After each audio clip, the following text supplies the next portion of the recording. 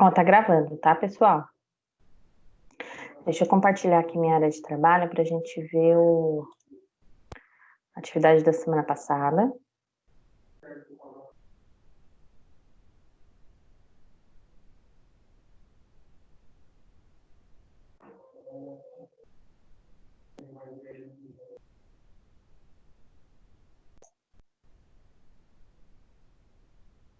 Tá carregando.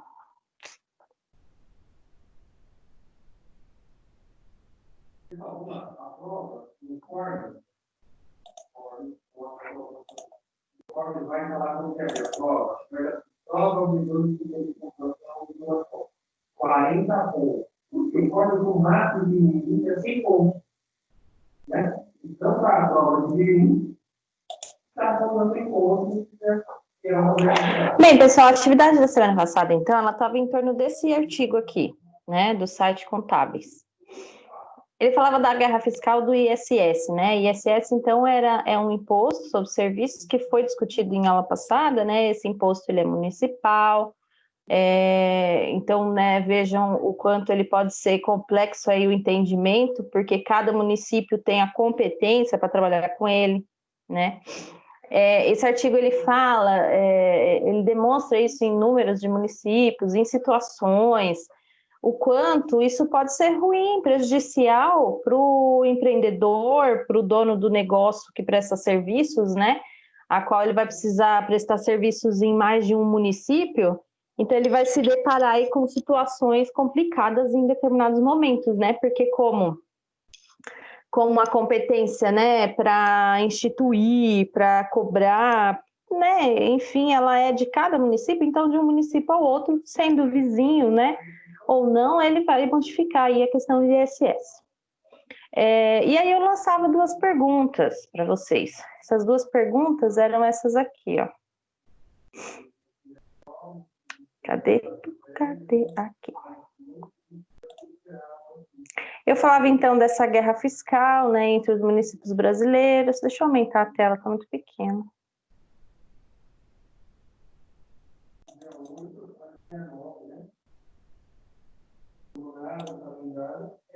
Então, essa daqui era uma pergunta. Eu indicava aqui o artigo, né, o link do artigo, e pedia para vocês responderem. Os municípios vêm criando instrumentos normativos a fim de regular a tributação do ISS. Tal ação tem levado as empresas a sofrerem quais tipos de consequências, né? Nesse artigo eles falam sobre o que acarreta aí de prejudicial para as empresas, né? Porque cada município, né, cria suas normativas e regulam e trabalham aí com o ISS de uma determinada maneira. O empreendedor, se não estiver aí bem atento ao seu tipo de serviço, a localidade a qual ele vai prestar serviço, né? Se esse recolhimento do ISS é feito no município a qual ele vai prestar o serviço, ou se não, né? Então ele tem que ficar atento a isso. E aí o que acontece? Os municípios eles vão criando suas normativas, né? Porque o ISS ele é um tributo fiscal, né? O que se recolhe aí com o ISS é todo levado aí para os cofres públicos, né? Então os municípios vão fazer, né, as suas normativas a fim de regular esse ISS, né? E cabe a quem? Cabe ao gestor estar ciente de cada uma das situações referentes ao ISS. Né? E aí o que acontece? Se o gestor não está ciente, ele acaba fazendo, né, o que até faz parte da segunda questão que a gente falava da bitributação. Eu pago o tributo, né, faço o pagamento, porque o pagamento é antecipado, né, eu faço o pagamento pelo meu município e vou pagar também no outro município. Ou então, muitas das vezes, eu não faço o pagamento no outro município, vou ser cobrado por aquele pagamento posteriormente. Né? Isso tudo, gente, gera aí custos adicionais, né? Quando eu falo de pagar um tributo mais de uma vez, claro que eu posso recorrer, mas esse dinheiro não vai me chegar né, no momento em que eu vou recorrer, esse dinheiro vai ser logo, né, repassado aí para mim. Não. Então, são custos.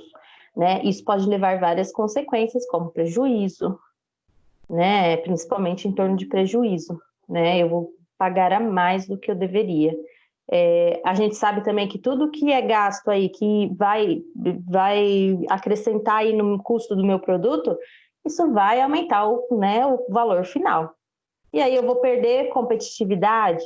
Então, assim, as consequências, se a gente for listar, a gente vai listar várias consequências. Cabe ao gestor, pessoal, nessa situação do ISS, ficar atento, né, ao que está sendo normativa, o que está sendo regulado em cada município. É uma missão difícil. Imagine uma grande empresa que trabalha aí com diversos municípios, né? Então fica um trabalho bem complexo.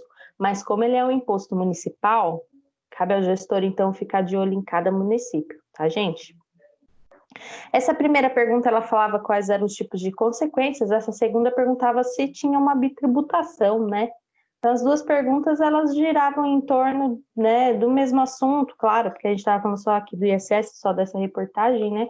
Mas eu perguntava aí, havia ou não havia uma bitributação, né? Em alguns momentos há sim a bitributação, tá? Porque os municípios, eles só querem arrecadar, né? Eles vão arrecadar. Eles não vão ficar de olho e falar assim, olha, empresa, você já arrecadou no seu município, então, ó, fica de olho. Não, né? Ele é municipal. O que o outro município faz não é da conta desse, né, desse outro município. Então, o município vai simplesmente arrecadar. Cabe à gestão ficar de olho nisso. Então, há sim uma bitributação, tá bom?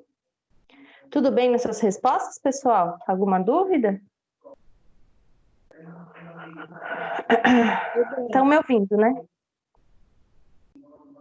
Então, tá Sim, tudo bem. Então, resolvido.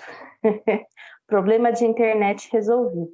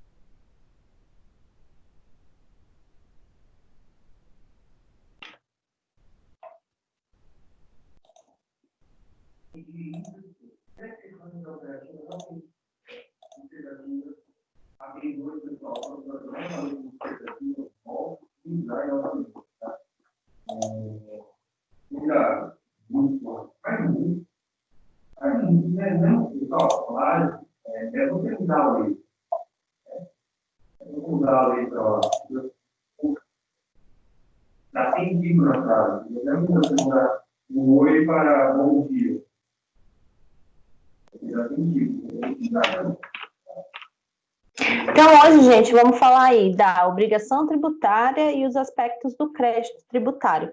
Até então, a gente falava sobre o que são tributos, o que é o direito tributário, a gente falou sobre cada instância aí, né, dos tributos, a qual ente federativo, né, a competência desses tributos. A gente teve aula que falava só de competências, né, então a gente falou bastante sobre os tributos. Aí, essa quarta, né, parte aí do nosso material, ela vai em torno, então, da obrigação, onde gera a obrigação, né, de pagamento, extinção de crédito, né, então os aspectos de crédito e obrigação tributária, que são aí os temas de hoje, tá? Então, para falar de obrigação tributária, né, começaremos então pela obrigação tributária propriamente dita, pois só através do surgimento dela que vai nascer para o fisco o direito de constituir o crédito tributário, né, exigi-lo do sujeito passivo da relação jurídica tributária. Pessoal, a obrigação tributária, ela só inicia a partir do momento que há o fato gerador, né? Lembram quando a gente falava aí até a aula passada dos impostos municipais, federais, estaduais, a gente falava de características de cada um e a gente falava do fato gerador. O fato gerador do ICMS, então, é a movimentação de serviços, né? Quando eu passo, né, da mão do comerciante para a mão do consumidor, aquela movimentação, né, mudança de quem é a pessoa, né, responsável aí por aquele bem, de titularidade, é isso que eu quero dizer, né? Então, quando há um momento de mudança de titularidade, há uma movimentação de mercadoria e, consequentemente, né, há uma mudança, deixa de ser do supermercado aquele produto e ele passa a ser meu, porque eu que comprei, né? Então, isso é o fato gerador que vai incidir, então, o ICMS. A obrigação tributária, quando eu falo em obrigação tributária, ela está intimamente relacionada ao fato gerador, né? Porque precisa haver fato gerador para que haja uma obrigação Porque quando eu falo em obrigação tributária, é a obrigação aí do fisco cobrar, e de nós, como sujeitos passivos, né, havendo fato gerador, surge essa obrigação de pagar, tá? Então, a obrigação tributária, eu tenho aqui duas definições que estão ambas lá no CTN, né, no artigo 113 e 114.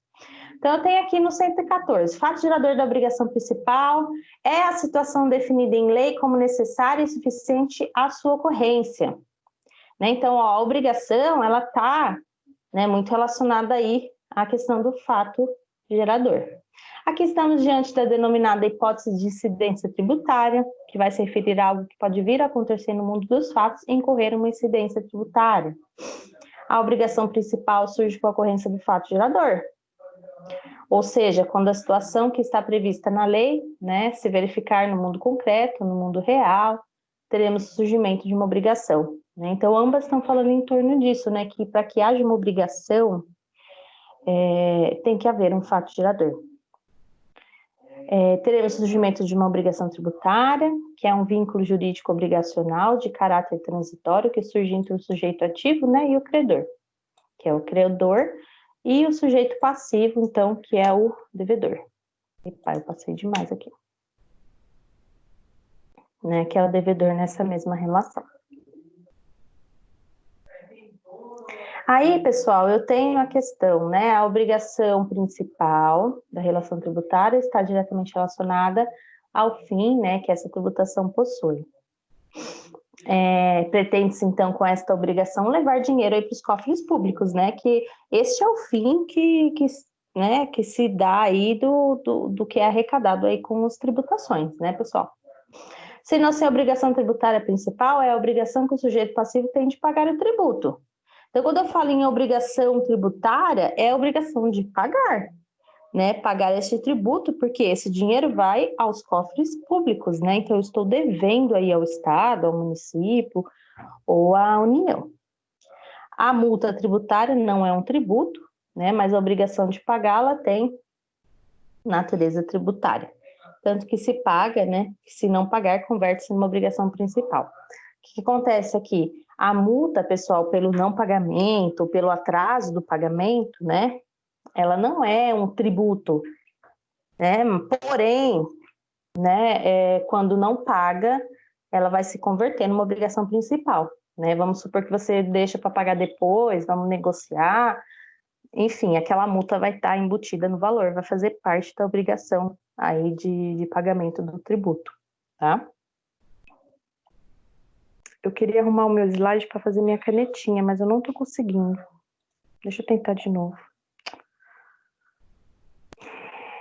Deixa eu fechar isso aqui. Não consigo abrir.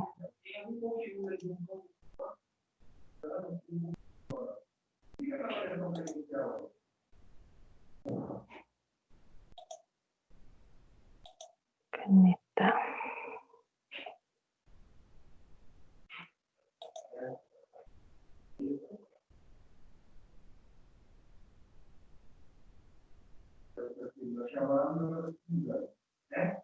Então, pessoal, verifica essas atividades depois da equipe, né? Para não ter problema depois, tá bom? Passem aí para não ficarem atualizados. Beleza? Aí, tá subindo o professor. Consegui.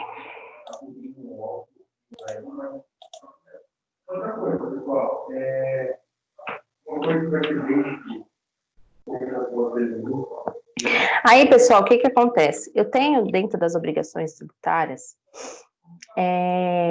obrigações acessórias, né? E as obrigações aqui, quer ver? Obrigação principal, né? E a obrigação acessórias. Então, o que acontece? Professora, o que são, então, esses dois tipos de obrigação, né? A obrigação principal, pessoal, é o pagamento do tributo, tá? Então, a obrigação principal é você realizar ali o pagamento. Seja o pagamento ali de um imposto por homologação, né, que é onde eu faço primeiro o lançamento e pago o fisco, depois ele vai verificar se está certo ou se está errado, ou o pagamento do IPTU, do IPVA, qual é o lançamento de um carnê antecipado, né? Então o fisco já fez toda a verificação de quanto você deve e já te informou e você faz o pagamento. Então isso te gera uma obrigação principal, que é a de pagar, né? Então quando eu falo em obrigação principal, é onde é a obrigação de fazer o pagamento. As obrigações, né, acessórias, é o que vem aí de uma maneira acessória, de uma maneira até chegar à obrigação principal. Então, por exemplo, qual é a minha obrigação acessória? Emitir nota, fazer a declaração de imposto de renda, né, fazer esses processos a qual vão chegar aí à obrigação principal. Né? Então, obrigações tributárias acessórias. Tem por objeto as prestações positivas ou negativas, nela previstas no interesse da arrecadação ou da fiscalização dos tributos, tá? Então, aqui não se está diante de uma obrigação de dar dinheiro ao Estado, mas sim diante das obrigações de fazer e não fazer, tá? Então, a obrigação tributária acessória é o que diz respeito ao fazer e não ao pagar, né? Quando eu falo em pagar, eu estou falando da obrigação principal, né? Que é essa daqui, ó. Obrigação acessória é o que eu farei para se chegar ao pagamento, tá bom? Então, eu posso dividir, então, as acessórias nas obrigações de fazer e de não fazer. As obrigações de fazer, então, o que é obrigado aí ao sujeito, né, passivo, né, o contribuinte, o que é obrigado a ele a fazer? Emitir nota fiscal, entregar a declaração do ajuste do imposto de renda, escriturar os livros fiscais na sua empresa. São as etapas, os processos, né, as burocracias a qual o contribuinte é obrigado a fazer, é uma obrigação, né, mas isso não diz respeito se vai pagar mais ou menos impostos, né, então são obrigações acessórias. Isso daqui, então, que eu estou dando como exemplo, são as obrigações que deve se fazer. E aí eu tenho também as que de não fazer, né? Não receber mercadoria sem nota fiscal, não rasurar documentos, né, entre outras, né, não fazer aí o que seria incorreto aí perante as leis tributárias, tá? Para sonegar impostos. Então, essa é a diferença, tá, gente? Então, eu tenho obrigações principais, que é o pagamento, obrigação tributária acessória. Então, quando eu digo respeito do que eu faço, do que eu devo fazer e o que eu não devo fazer.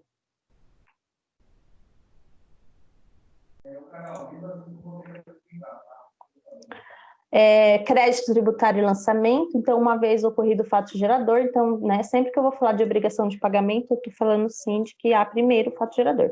Então, quando há o fato gerador, é preciso que a administração tributária defina quem é o devedor, né, daquele tributo. Então, havendo fato, ele vai ver quem é o meu contribuinte, né? Vou fazer a cobrança ou vou aguardar, então, chegar este lançamento desse tributo. Quanto esse devedor deve pagar e qual o prazo que ele tem para pagar. Isso daqui, pessoal, então vai variar de tipo de tributo, né?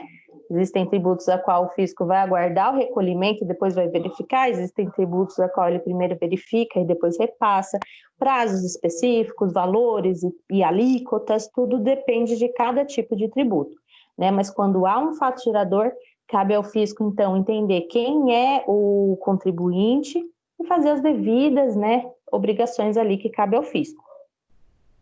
Então, não basta simplesmente a ocorrência do fato gerador para se afirmar que o fisco já tem o direito ao crédito tributário e que esse já está constituído, tá?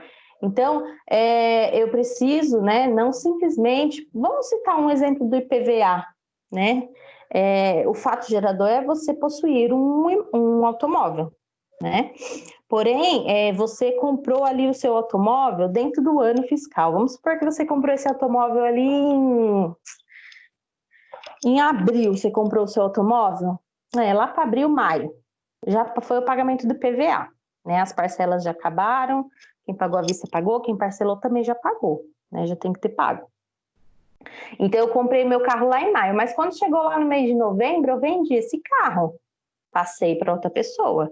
Então, vejam que houve um fato gerador, né? Mas como eu fiquei proprietária daquele automóvel num período que não foi todo o ano fiscal, o fisco, depois que eu passei esse automóvel lá em novembro para outra pessoa, outro proprietário, então quando virar o ano, dia 1º de janeiro, o fisco vai cobrar desse outro, não de mim, que passei quase o ano todo com o carro, né? Porque naquele exato momento não era eu o proprietário. Então o fisco cabe a ele ver o fato gerador, ok, mas também tem que ver quanto ao prazo, né, período aí para cobrança, né? Então é isso que está dizendo aqui. É necessário, uma vez que tem de se definir vários aspectos, né, do crédito tributário, então a gente tem que ver as especificidades aí de cada tributo. E aí cada um vai ter seus procedimentos administrativos, e aí declara formalmente o surgimento da obrigação, com a ocorrência do fato gerador e que constitui o crédito tributário. Então tem que ter o fato gerador, isso é óbvio, né, mas tem que ser verificado vários outros aspectos em torno do fato gerador, tá? Esse procedimento dá-se o nome de lançamento, né? Mas o crédito tributário não surge com o fato gerador, ele é constituído com o lançamento, tá? Então, o que acontece? Ele é feito no período de lançamento, então não é simplesmente ter o fato gerador, ter a compra daquele automóvel, né? Mas qual é o período de lançamento daquele tributo? O período, então, se inicia ali no 1º dia do ano. Então, é no 1º dia do ano que vai ser verificado o fato gerador e tudo mais. Aqui eu só acrescentei mais uma frase, né? O ato de lançar o tributo dispõe lá no artigo 150 do CTN, né? Será da autoridade fiscal, definido em lei do ente tributante, tá? Então, o ato de lançar o tributo, o lançamento, ele é feito pela autoridade fiscal, tá, gente? Mas, por exemplo, o imposto de renda, abre-se um período ali para o imposto, né? E é o contribuinte a qual faz, né, a declaração de imposto de renda, né? Só que o lançamento disso é feito pelo fisco, por mais que o contribuinte já fez o pagamento, né? Então, posteriormente, aquilo vai passar por uma equipe que vai analisar e vai fazer o lançamento, tá bom? Então, quem faz o lançamento não é o contribuinte, é sempre o fisco, né? É o lado ativo aí dessa relação jurídica. Então, eu tenho, né, algumas modalidades de lançamento. Então, quando diz respeito ao lançamento do tributo, eu tenho algumas modalidades, que é o ofício, por declaração, né, e por homologação. O lançamento de ofício, pessoal, é quando o sujeito passivo, que é o contribuinte, ele não participa em nada, ele só paga, né? Ele só tem ali a obrigação principal, obrigação de pagamento.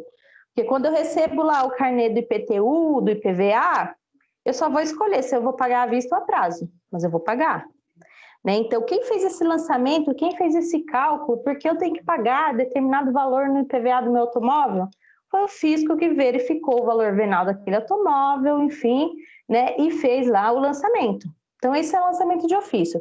O sujeito passivo, que é o contribuinte, ele não participa em nada, ele só paga, tá?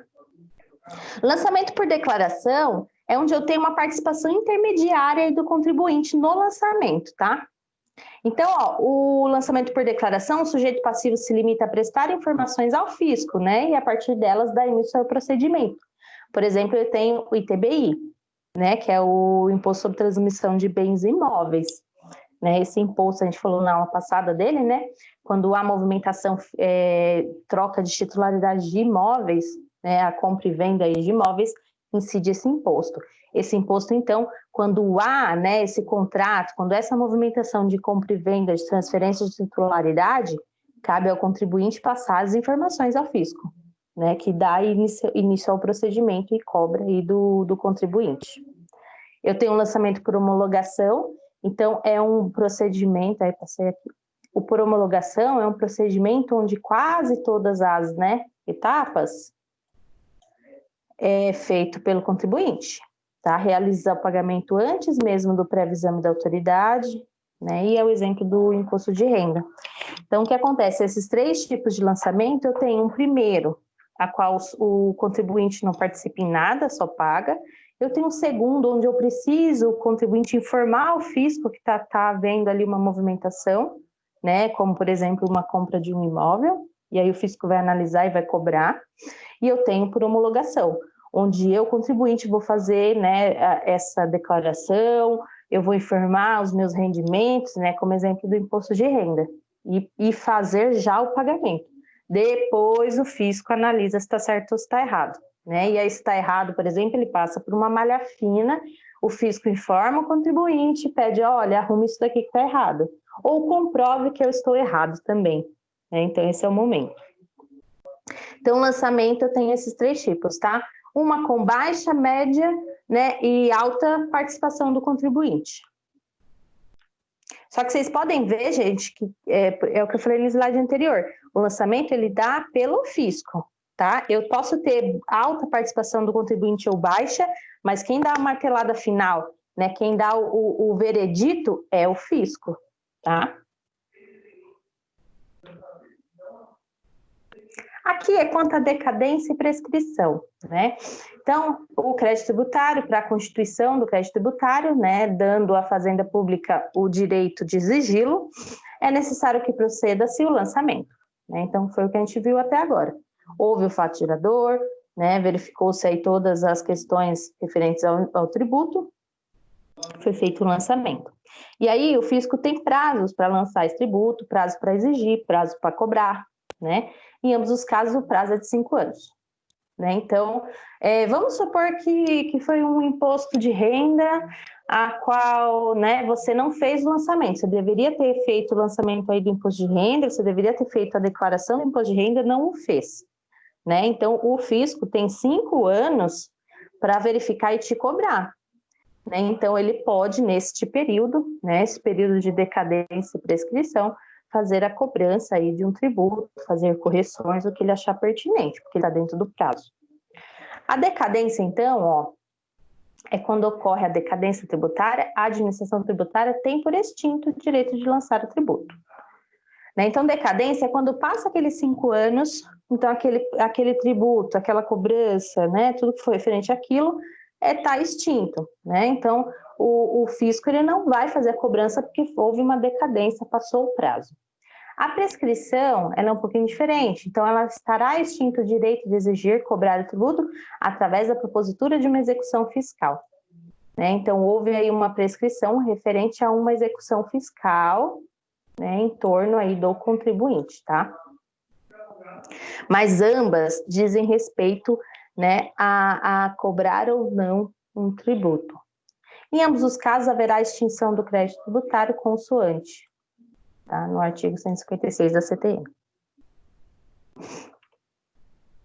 Ainda sobre decadência, né, prescrição, a regra geral do prazo decadencial, então tem um detalhe aqui no prazo decadencial, a gente fala que então são 5 anos, né, só que esses 5 anos, gente, eles vão começar a contar a partir do primeiro dia, né, que vence o período daquele tributo. Então vamos a um exemplo aqui, ó. Lá no CTN, o que fala? A extinção do direito de constituir o crédito tributário após 5 anos, né? Então, ok, foi o que a gente viu até agora, após 5 anos, a contar do primeiro dia útil do exercício financeiro seguinte, tá? Então, vamos supor que seja imposto de renda.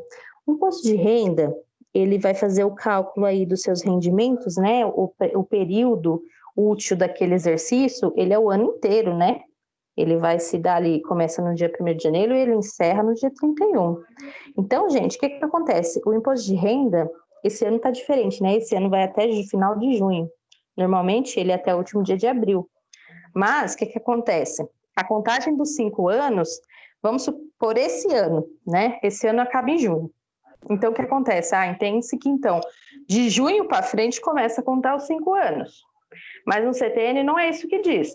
Que essa prescrição aí de 5 anos, ela começa a ser contada, gente, a partir do final, né? Quer dizer, a partir do primeiro dia útil do próximo exercício. Então, vamos supor que nesse ano você não fez a declaração do imposto de renda, deveria ter feito. Né? Então, terminou em junho. Então a partir de junho começa a contar 5 anos. Não, a partir do dia 1º de janeiro de 2021 que vai começar a contar os 5 anos. Aí eu vou contar mais 5 anos. Então, por exemplo, eu não fiz a declaração agora de 2020, eu tenho até, né, 2021, 22, 23, 24, até dezembro de 2025 para eles me fazerem essa cobrança, tá? porque ainda não houve a extinção desse crédito. Aqui é um exemplo também, né? Ó, o fato gerador do tributo ocorreu em janeiro de 2017, início do ano. A partir desse momento, o tributo já pode ser lançado pela autoridade fiscal, porém ela não efetuou. Em janeiro de 2018, né, então um ano depois, primeiro dia útil do exercício financeiro seguinte, o prazo de 5 anos para constituir o crédito tributário começa a fluir. Né? Sendo assim, a Fazenda tem até 2023 para lançar o tributo. Né? Então, o que acontece? Às vezes o contribuinte vai achar que, como foi realizado, né, o fato gerador houve lá em janeiro de 2017, então o fisco tem para cobrar dele até janeiro de 2022, né? Porque ele vai contar 17, 18, 19, 21, 22, 5 anos. Mas não, é 2023, porque começa a contar no primeiro dia útil do próximo período aí útil do próximo exercício, tá?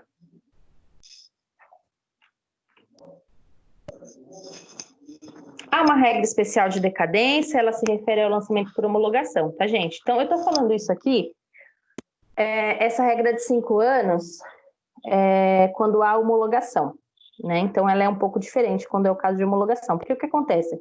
A homologação é quando o contribuinte faz toda a prestação de serviços ali, presta informações para o fisco, né? Faz o lançamento aí e faz o pagamento já por homologação. Ele paga antes mesmo do fisco verificar. E aí, após esse pagamento, o fisco tem 5 anos para correr atrás de informações, né? E questionar alguma coisa. Agora, o que acontece? O homologação, gente, essa data, ela vai contar a partir do momento a qual eu prestei, né, contas ali ao fisco. Né? Então, vamos botar o exemplo aí do imposto de renda, né? O imposto de renda, ele é por homologação, né? Então, eu fiz a declaração do imposto de renda, eu enviei a declaração no prazo e já fiz o pagamento, né? Então, eu fiz o pagamento, já enviei ali em março o meu imposto de renda, já fiz o pagamento já e já tá tudo ok, estou zeradinha, né, com o imposto de renda. Só que aí o que acontece? Essa contagem de 5 anos, ela se dá no momento em que há o fato gerador, em que há o imposto de renda, tá? Porque entende-se que já foi feito o pagamento, né? Então, o fisco tem 5 anos para prestar conta, né? Essa verificação, ela tem que ser, por obviedade, né? Ela tem que ser do momento em que houve o pagamento aí do imposto, tá bom? E é essa regra especial.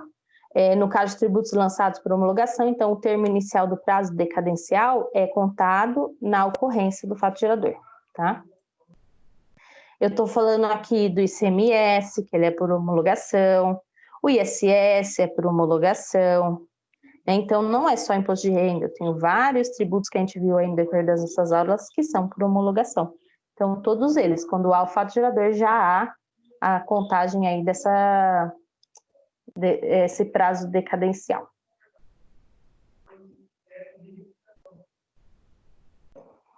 A prescrição, então, vai acontecer quando expirado o prazo legal, né? A Fazenda Pública não publica.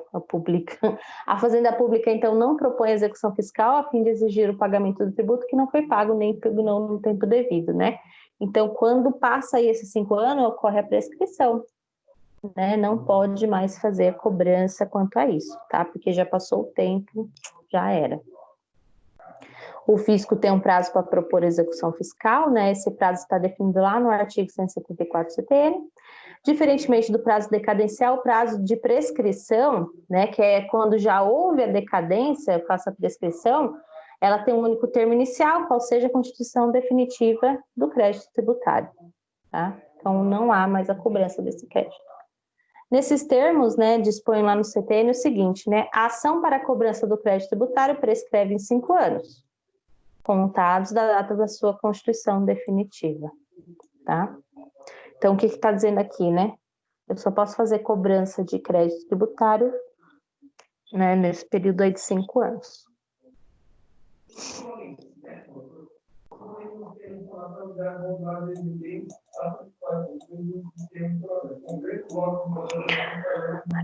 Quando a autoridade fiscal constitui o crédito tributário, através de lançamento, né, pretende tornar líquida certa e exigível a obrigação tributária que nasceu com a ocorrência do fato gerador.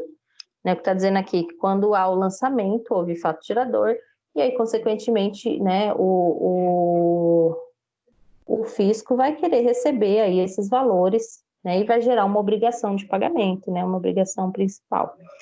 Feito isso, na Fazenda Pública pode exercer o seu direito de ver, adimplir do crédito tributário exigindo o pagamento. Então, cabe à Fazenda Pública cobrar, fazer, exigir, né, esse pagamento por parte do sujeito passivo. Porque se eu estou falando de obrigações, né, o sujeito passivo tem obrigações de pagar e eu tenho, né, o direito aí de receber, eu como Fazenda Pública.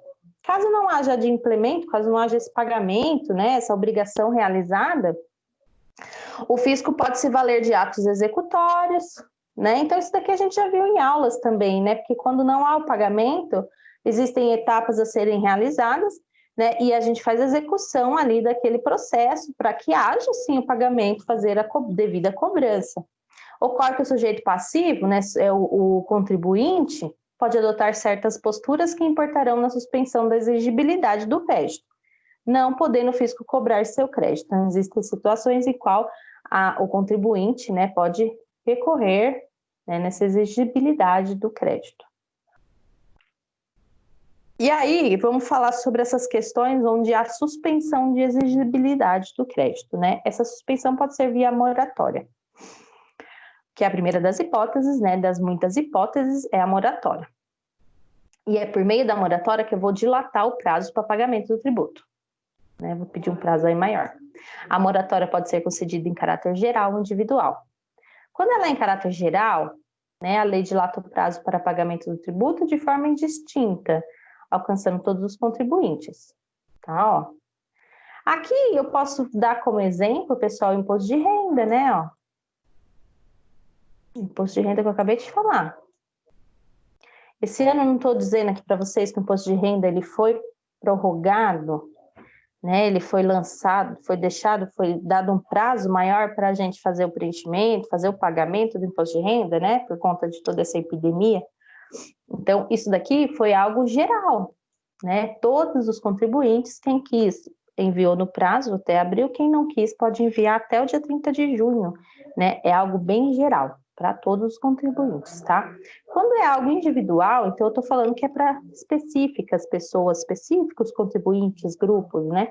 Então, também é feito por meio de lei, estabelece o benefício apenas àqueles que preenchem alguns requisitos legais, tá? Então, há a condição de prorrogar prazo de pagamento, ok, tem que ser feita via lei, né? Por meio de lei. Há a possibilidade de fazer essa dilatação de prazo, aumentar o prazo, e ela pode ser dada aí de duas maneiras, geral ou individual, tá? Depósito por montante integral, tá? É sempre possível que o sujeito, né, da obrigação tributária discuta, né, recorra, questione quanto às cobranças, né, caso ele não concorde, né? Então, é possível você fazer, discutir, né, e falar assim, olha, eu não concordo, quero verificar, né, se está correto, né? Porém, o que acontece, né? O simples fato de ajuizar a ação judicial não impede que a Fazenda Pública dê início à execução fiscal, porque, gente, eu não falei para vocês agora há pouco que a obrigação ela vai ser, vai surgir a obrigação quando há, né, fato gerador, mas também quando há o lançamento, né? Então, vou querer discutir, vou querer correr atrás do IPTU, por exemplo, mas já houve o lançamento, o carnê já está na sua mão, você tomou ciência, né? A partir do momento que você recebe, que aquele documento é postado, é enviado ao contribuinte, já há o fato gerador, né? Já houve lançamento. Então, quando já houve lançamento, eu posso recorrer, sim, eu posso recorrer. Só que, paralelo a isso, vai continuar esse prazo aí para pagamento, né? E a Fazenda Pública pode fazer uma execução fiscal pelo não pagamento. Então, o que acontece? Eu posso fazer um depósito do montante integral. Eu, contribuinte, vou questionar aquele valor, mas faço o pagamento, né, daquele tributo, né, como um depósito, né, faço aquele pagamento do valor que o fisco está me cobrando, mas vamos supor que eu estou recorrendo, que eu quero pagar menos, que aquele valor está a mais. O que acontece? Eu faço esse pagamento conforme o fisco fez, não acontece essa execução fiscal, né? E aí, se, né, por consequência, eu tiver comprovado que realmente estava errado, eu vou receber esses valores né, que foram pagos a mais. Isso vai retornar ao contribuinte, tá? Ó, sendo assim, para ver a exigibilidade do crédito suspenso, impedindo que a Fazenda adote medidas executórias, o sujeito passivo pode valer-se do depósito em juízo do valor integral. Né? O que acontece? Para que não haja uma execução fiscal, né? Para que eles não façam uma cobrança, né? Via execução fiscal, eu posso pagar, faço pagamento e continuo correndo atrás aí dos meus direitos de questionar, tá?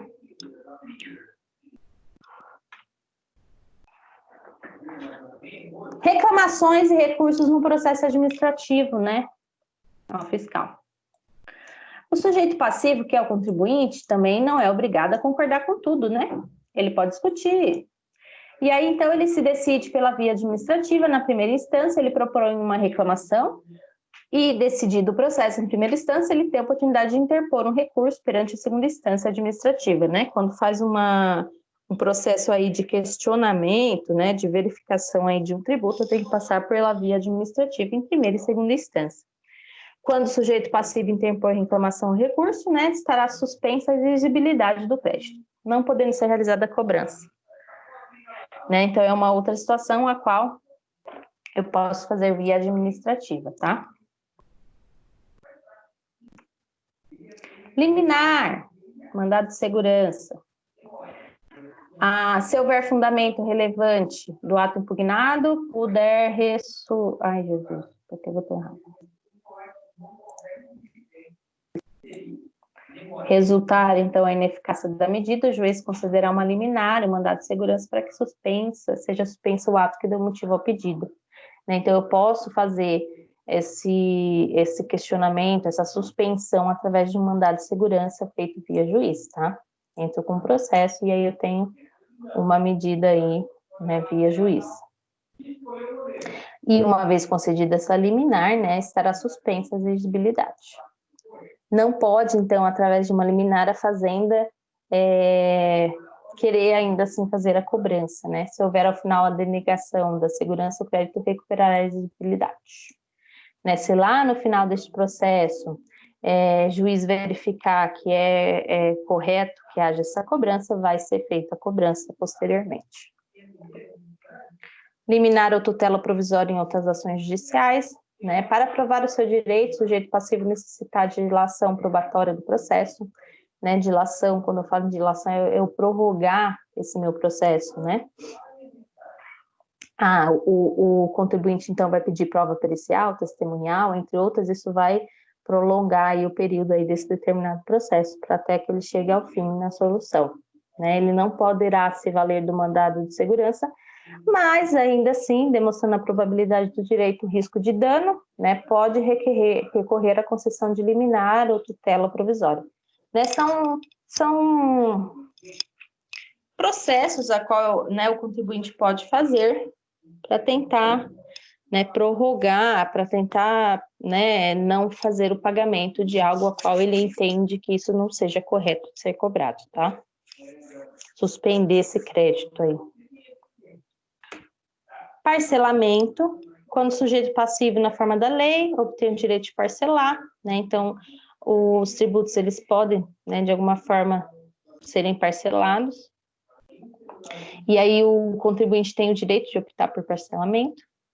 Enquanto quitar devidamente as parcelas, ele será beneficiado pela suspensão da exigibilidade do crédito, tá? Então, por exemplo, eu estou pagando as parcelas aí do IPTU, né? Enquanto eu pago as minhas parcelas em dia, né? Eu não quitei ainda o IPTU, né? Mas estou pagando em dia as minhas parcelas, está tudo no prazo. Então, não há como o fisco falar que eu não estou, né? Aí de acordo com as minhas obrigações tributárias. Tá bom? Eu não fiz ainda o pagamento por completo, mas eu parcelei. Ao deixar aí de adimplir as parcelas, né? Ao deixar então de pagar essas parcelas, a Fazenda Pública retoma o seu direito de cobrar, tá? Se não há atraso nas parcelas, não há direito de cobrança do fisco. Extinção. Né? Então, quando eu falo em extinção de crédito tributário, até então eu estava falando, gente, em prorrogar, né? Em postergar, deixar para depois, parcelar, aumentar prazo, pedir, né, liminar, enfim, é pagar, mas deixar para depois, né? Vamos questionar, vamos verificar para o posterior pagamento. Aqui eu estou falando para extinguir, né? Extinção do crédito. Lá no CTN também são trazidas algumas hipóteses, né? Da mesma forma que na suspensão da exigibilidade do crédito, pelo disposto lá no 141, que a gente falou até agora, pode-se dizer que o rol do 156 é um rol taxativo, né, não se admitindo outras hipóteses além das previstas. Até o que a gente falou até agora, né, da suspensão da exigibilidade, elas são taxativas, é o que está lá no CTN, ponto final.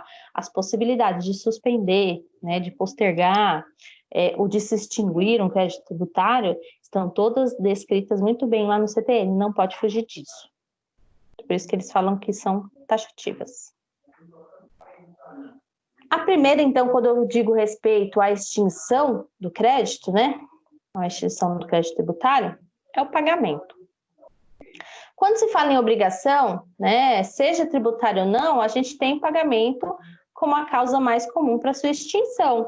Então, por exemplo, gente, quando a gente vai lá nas Casas Bahia e faz um carnê lá para comprar alguns móveis lá nas Casas Bahia, né, e alguns eletrodomésticos, isso vai me gerar uma obrigação de pagamento. Né, eu tenho que pagar aquele carnê em dia, né? E eu fazendo o pagamento daquela minha obrigação, haverá a extinção, né? Quando eu chegar no meu último carnê, paguei o meu carro, né? Paguei a última prestação do meu carro, o boleto lá do carro, né? O carnê do carro. Terminei, então, a extinção, né? Desse crédito, né? Dessa cobrança. Então, o que diz aqui é que quando eu falo em obrigações de pagamento, né? Quando há o total quitação, há a extinção dessa cobrança. Não há por que cobrar, porque já foi pago, tá? Quando o sujeito passivo, então, o contribuinte paga o débito tributário fora do prazo, ele suportará os efeitos da mora, claro, né? Então, se eu não fiz o pagamento daquele tributo no tempo certo, correto, claro que eu vou pagar juros e mora ali do período. Ok, cabe ao sujeito passivo pagar também e vai suportar aí os efeitos, né? A ciência de tudo isso. Além da multa de mora, imposta pela autoridade administrativa, que incide já no dia seguinte ao do vencimento, né? Então, estou falando aqui que eu estou pagando o IPTU parcelado, né? Paga, vamos supor lá no dia 10, paga o IPTU. Dia 11 não pagou? Já está correndo juros, tá? Vai arcar ainda com juros de mora, calculado sobre o valor do tributo, né, a partir do primeiro dia do mês seguinte ao vencimento. Compensação, né? Quando ao mesmo tempo fisco e contribuinte são credor e devedor, um do outro pode a lei, Então, pode a lei autorizar que haja compensação dos créditos tributários. Isso daí foi um exemplo que eu até dei em aula também, nas nossas primeiras aulas. Como extingue, né? Como faz o pagamento. Normalmente, quando eu falo no pagamento de tributo, que foi assunto que a gente viu nas primeiras aulas também, diz que tem que ser em moeda, né? Porém, existem outras situações também. A compensação é uma delas, gente. Quando tanto o fisco deve ao contribuinte e o contribuinte também deve ao fisco. Então, pode fazer uma maneira de compensar, né? E paga, assim, tão somente a diferença, né? Ou o fisco vai me retornar a diferença, tá? Então, existe uma súmula. Pessoal, cortou? Para mim, não. Vocês estão me ouvindo? Oi? Para mim, não. Para mim, tá bom. Ah, então tá bom. É porque deu um sinal no meu celular que tinha caído a rede. Mas então tá bom. Existe uma súmula no STJ que diz respeito a isso, né, essa questão de compensação, tá?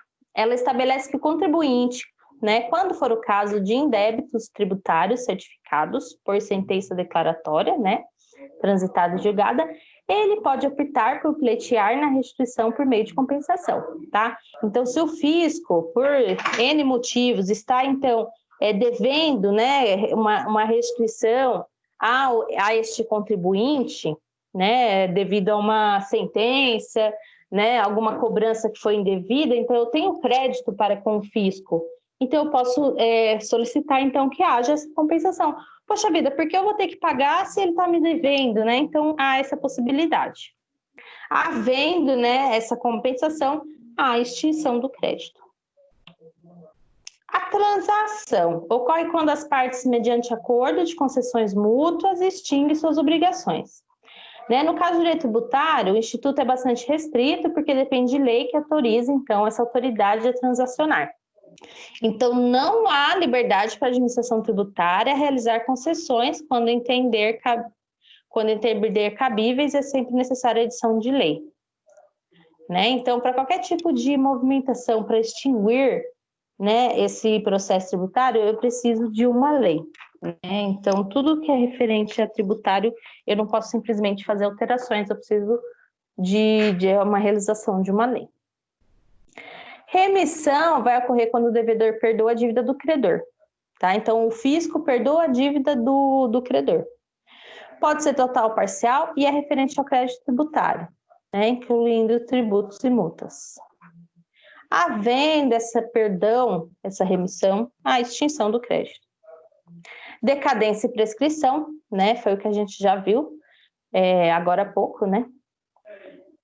Quando há decadência ou a prescrição, porque passou do prazo de fazer a cobrança, não houve a cobrança, ou houve a cobrança, mas não houve pagamento, porém, passou ali aquele período de decadência, houve prescrição, né? Acabou, não tem a extinção daquele crédito tributário, tá?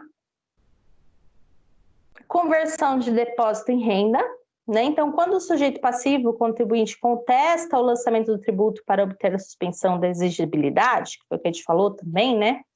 Ele pode realizar o depósito do montante integral da dívida.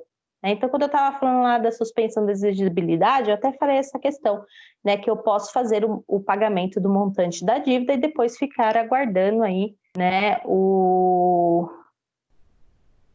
Esse processo finalizar e eu ter esse dinheiro de volta. Então, se o sujeito passivo não for vencedor, o que acontece? Eu fiz o depósito do montante integral da dívida porque estava questionando que queria pagar menos. Porém, não fui vencedor nesse litígio, né? A importância que ele depositou será convertida em renda para a fazenda pública interessada. Então, importando, então, a extinção do crédito. Né? Nesse caso, eu fiz um depósito para o pagamento daquela dívida. Não ganhei, então eu tenho que pagar. Então, aquele depósito não vai retornar ao contribuinte, né? Ele vai ser repassado aí para a fazenda. Pagamento antecipado e homologação do lançamento. A gente vai se lembrar, né? Nos tributos sujeitos a lançamento por homologação, como imposto de renda, ICMS, né? Por exemplo, o sujeito passivo já declara, apura e realiza o pagamento. Né? Isso é antecipado, né? Depois será apenas homologado pela autoridade fiscal. No momento em que ocorre a homologação do lançamento, haverá extinção do crédito tributário, né? Liberando o sujeito da obrigação.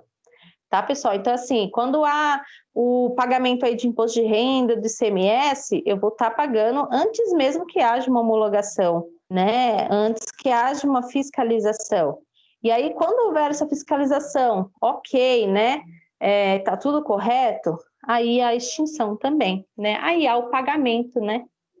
Que foi o primeiro item que a gente discutiu aqui. O que acontece é que quando eu faço pagamento por homologação, né? Eu faço um pagamento antecipado. Consignação em pagamento, né? Julgada procedente. Oh, meu Deus do céu, misericórdia. Deixa eu voltar aqui. Além de um dever, então, o contribuinte tem o direito de pagar o tributo, né? Então, é um dever e um direito, né, do contribuinte. Ocorre que muitas vezes, por ato da própria administração tributária, o sujeito passivo, que é o contribuinte, é impedido de realizar o pagamento. Né? Como pagar é um direito que ele tem, surge assim o direito de realizar judicialmente a consignação em pagamento dos valores que entende assim serem devidos. Né? Então, se o contribuinte tem o direito de pagar, né, ele pode mesmo, não sendo cobrado, fazer essa consignação em pagamento. Tá? Decisão administrativa irreformável. Então, aqui é quando o sujeito passivo contesta, né, de maneira administrativa o lançamento. Sagra-se vencedor. Então, nesse caso, o contribuinte foi vencedor, né, porque a administração fazendária decidiu pela improcedência do lançamento. Nesse caso, pessoal, houve um processo administrativo, né, contestou-se o contribuinte e ele foi vencedor. Então, quando acontece isso, o fisco simplesmente retira esse lançamento e há a extinção do crédito, né? E aí, uma vez tornada definitiva e reformável a decisão, quando não possa mais ser objeto de ação anulatória dessa decisão, ela estará extinto o crédito, né? Então, quando finaliza esse processo, verifica-se, então, que, né, não deve ser feito o lançamento, estará automaticamente, então, retirado o lançamento e extinto o crédito. Decisão judicial passada em julgada, né? Então, da mesma forma da administrativa, eu tenho as questões judiciais, que chegando, né, no processo de julgamento, já finalizou, não há mais recurso, então há a extinção do crédito tributário, tá? Dação em pagamento de bens imóveis, isso aqui é uma possibilidade, tá, pessoal? De pagamento com bens imóveis. Quando há esse processo, então, cessa aí, né, a cobrança. Por meio da dação em pagamento, o credor consente em receber do devedor uma prestação diferente daquela que é devida. Né, como você já sabe, que é o que a gente falou em aula, né, lá no CTM diz, né, que o tributo é uma prestação pecuniária, compulsória, em moeda, cujo valor nela se possa exprimir. Eu lembro que a gente até destrinchou essa frase aqui em aula, né? Ela é uma prestação pecuniária, né, em reais, e ela tem que ser paga em moeda, ou cujo valor nela se possa exprimir. Então, esse cujo valor nela se possa exprimir, né, muitas das vezes, então eu posso aí passar em imóveis, tá? Então, por exemplo, se eu tenho algum processo, né, junto ao fisco de que eu não fiz o pagamento, né, já foi julgado, eu estou devendo, né, não tenho condições, o fisco pode muito bem cobrar dessa pessoa física ou jurídica, né, para pagamento desse tributo, os seus bens imóveis. Né, isso acontece muito. Exclusão do crédito tributário, né? Existem situações em que o crédito tributário sequer será constituído, né? Então, estando impedida a autoridade fiscal de proceder ao lançamento do tributo, tá? Então, quando não pode ser feito o lançamento do tributo, tá? Então, existem situações a qual o fisco não está autorizado, não tem autoridade, né? Está impedido, ó, de proceder com o lançamento. Não tendo lançamento, pessoal, não há obrigação de pagar, né? Então, nessas situações, o fato gerador ocorre normalmente, fazendo nascer a obrigação tributária. Porém, por um benefício concedido por lei ao sujeito passivo, ao contribuinte, não pode ser feito o lançamento do tributo, impedindo assim que o crédito seja constituído, né? Então, vamos supor que eu estou dentro ali da imunidade de determinados impostos, né? Então, quando aquela pessoa física ou jurídica possui imunidades ou até uma isenção, né? O fisco não pode fazer o lançamento porque ele é imune, né? Então, isso é um caso de exclusão do crédito. A gente tem apenas duas hipóteses aí de exclusão do crédito tributário, que é a isenção e a anistia, né? Isenção é o que a gente já ouviu falar aí nas aulas, né? Que é eu fazer a dispensa do contribuinte por uma disposição legal, tá? Então, é quando eu falo aí para o contribuinte, olha, você, né, por determinação de lei, por disposição legal, está dispensado, né? Está isento aí de pagar determinado imposto. A anistia, então, é o perdão, perdão dado por lei ao sujeito passivo das penalidades, como é o caso de multa. Então, assim, gente, isenção é a situação onde, por uma disposição legal, né, por determinação de lei, aquele indivíduo, né, pessoa jurídica ou física, ela não vai fazer o pagamento, porque ela tem aí esse benefício legal, tá? Então, isso é uma isenção. Anistia é quando eu falo que eu estou perdoando, né, como é o caso de multas, né, multas sancionatórias são multas por sanções, né, multas de trânsito, enfim. Então, quando há uma anistia, quer dizer que houve aquela sanção, né, porém eu estou perdoando, tá? Então, isso daqui é anistia.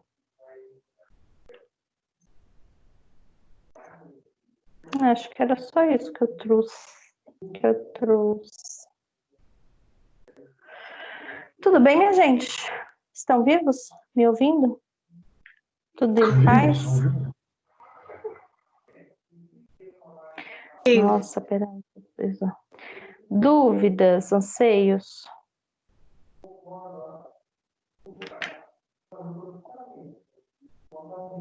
Deixa eu pegar a atividade aqui para vocês, peraí.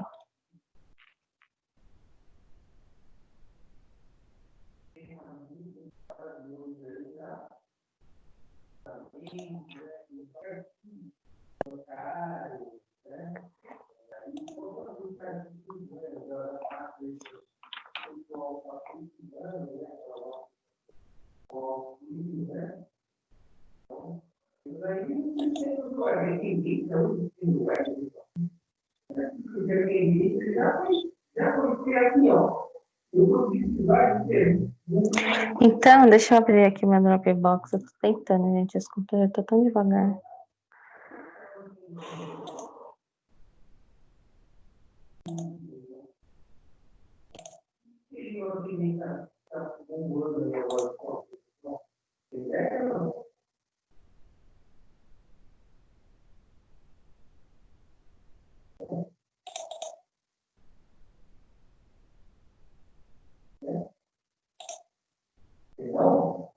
Olha, eu tenho que falar,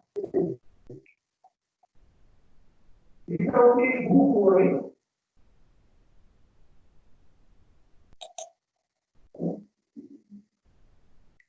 Pessoal, é assim, eu tô tentando abrir o Forms, mas tá difícil. Eu queria ver se eu abri as questões de hoje, para vocês darem uma olhada. Deixa eu ver quem já respondeu. E aí eu vou deixar agora, hoje eu até acabei mais cedo, né? Eu vou deixar o tempo agora para vocês responderem e eu fico aqui para tirar dúvidas. Cadê vocês aqui? Aqui, ó.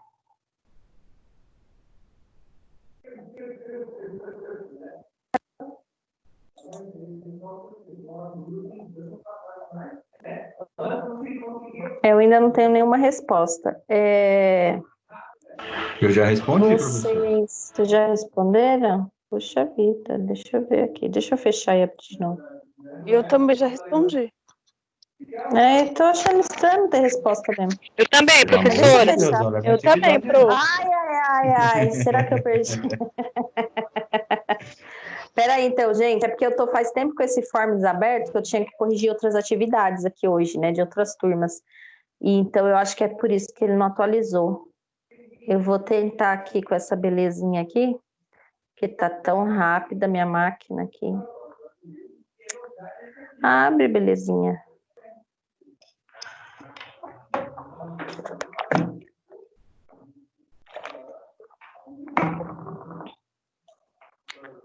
Olha, tá difícil aqui, viu, gente? Mas eu vou abrir. Forms, abre aqui. Oh, misericórdia.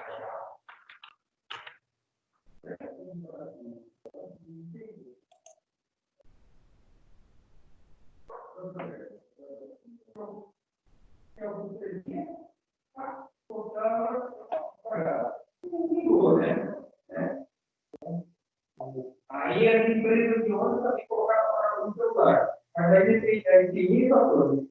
O celular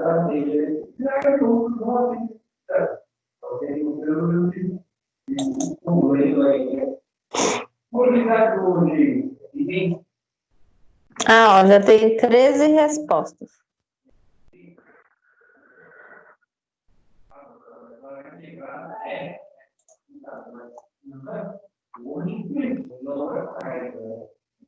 a integração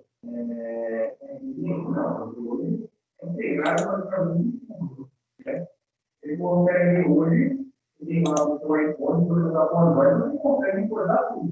Ah, já tem, tá, gente? Ó, quem me respondeu. Quem me falou aqui que já respondeu, tá aqui o nome, gente? Eu, né? O meu tá aí. Obrigado, professora. Boa noite, bom descanso. Podem respirar aliviados, né? Boa noite, professora. Obrigada. Tchau, obrigado. Boa noite. Gente, eu Boa vou noite. ficar aqui online, tá? Boa noite, gente. Ó, vamos se falando. Pode ser que hoje seja a nossa última aula, pode ser que não. Mas a gente vai se ver no dia da prova também, né? Vamos estar por aqui. E qualquer coisa eu passo para vocês a revisão na semana que vem, tá? Da prova. Ou então a gente faz em aula. Vamos ver como vai ser. Mas, de qualquer forma, eu vou ficar por aqui. Tá? Vou deixar aqui online. Boa noite. Tchau, Pro. Boa noite. Tchau, um beijo, gente. Ô, Pro, eu não vi meu nome, mas eu acho que chegou pra você. O seu era o primeiro, Kim. Quer ver? Ixi, eu nem vi. Deixa eu só confirmar. É, o seu acho que era o primeiro que apareceu aqui. É, ó. Você foi a primeira a responder. Tá aqui tá bom, já. então. Obrigada, Pro. Boa noite. Imagina. Boa noite, Kim. Tchau, tchau. Tchau.